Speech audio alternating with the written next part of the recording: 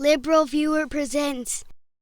So Ayaan Hirsi Ali is an inspiring example of how reason can overcome religious oppression, having been born into a fundamentalist Muslim family in Somalia that tried to force her into an arranged marriage, from which she escaped to the Netherlands, where she studied, became a member of parliament, and made a movie about Muslim oppression of women with director Theo Van Gogh. And after Muslim extremists murdered Theo Van Gogh and threatened Hirsi Ali, she eventually came to the United States and adopted what she described as American values in an interview with Stephen Colbert last week, available in full online at tinyurl.com/ColbertAli, as you can see in this clip. How do we, can I say we?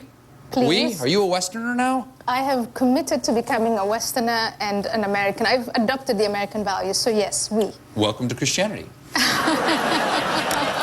I'm just saying that you say in here, you say in this book that you think, well, I'm sorry, go ahead. I was hoping you'd say welcome to America. Oh, same thing. Now,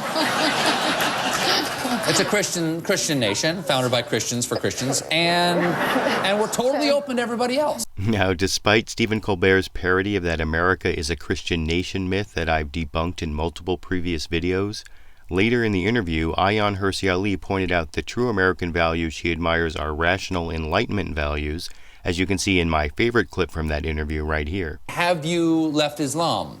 I have left Islam. And so now you are a Christian? No, I'm not a Christian. I prefer John Locke to Jesus Christ. I prefer Jon Stewart Mill to Jesus Christ. I was afraid you were going to say you. I thought you were going to say Jon Stewart for a second. That truly terrified me. I prefer Jon Stewart to Jesus Christ.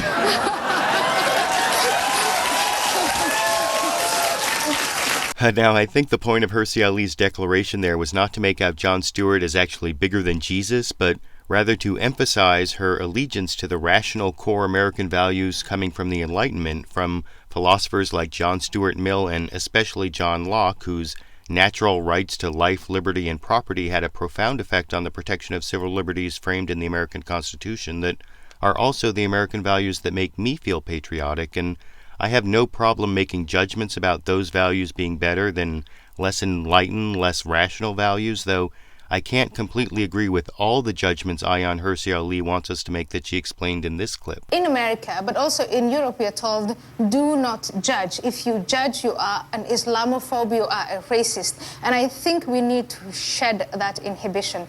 I judge. I would like us to judge. I would like us to say one religion is better than the other. One culture is better than the other. Well, listen, one idea is better than the other. I'm here to tell you, Jesus number one. Okay? I wish I had my big foam hand right now. Jesus number one. And I think Colbert's Jesus number one satire there points out a problem with Hirsi Ali's premise, because I only really agree with the final two-thirds of her argument when she says she'd like us to judge one religion better than another, one culture better than another, and one idea better than another, because when it comes to religions, by which I mean the faiths themselves, I don't think any one faith is better than another.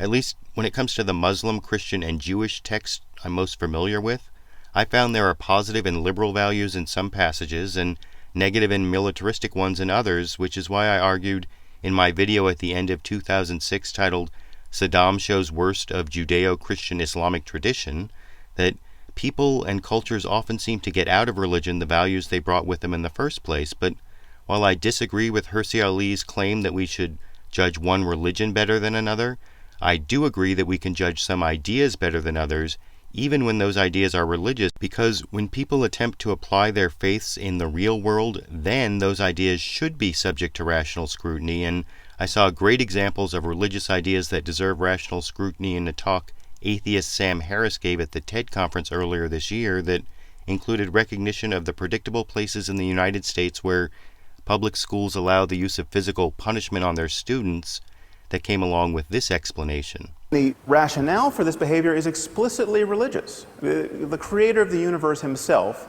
has told us not to spare the rod lest we spoil the child. This is in Proverbs 13 and 20 and I believe 23. But we can ask the obvious question, okay, is it a good idea, generally speaking, to subject children to pain and violence and public humiliation as a way of encouraging healthy emotional development and good behavior? Sounds like one of the questions at the end of one of my videos, but That question, as Sam Harris goes on to point out, is a question with an empirical answer, and I've even discussed the rational scientific answer to that question in my video, Fox News Likes Spanking, but the bigger point is that the idea of corporal punishment or the idea of second-class citizenship for women or any of a variety of other religious-based ideas should be judged rationally, whatever their source. But where I disagree with Hirsi Ali is whether it's worthwhile to judge one religion better than another as a religion itself. But I want to know what you think. Don't religious ideas deserve the same rational scrutiny as any other idea when asserted to justify some public policy? And on the other issue, judging religions just on their own terms, is any one religious faith any better than any other? I YouTube, you decide.